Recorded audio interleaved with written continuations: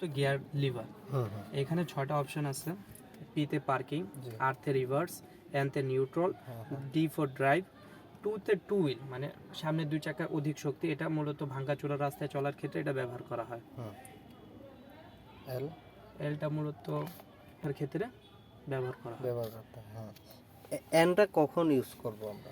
এনটা আমরা তখন ইউজ করব গাড়ি কোনো সময় যদি বন্ধ হয়ে যায় কোনো কারণে, ধাক্কা দিয়ে এক পাশে নিয়ে যাওয়ার জন্য, সেক্ষেত্রে আমরা ব্যবহার করতে পারি। যে ইঞ্জিন বন্ধ হয়ে গেছে বা তেল শেষ হয়ে গেছে, সেক্ষেত্রে আমরা নিউট্রালে রেখে গাড়িটা এক সাইডে ঠেলে নিয়ে যেতে পারি।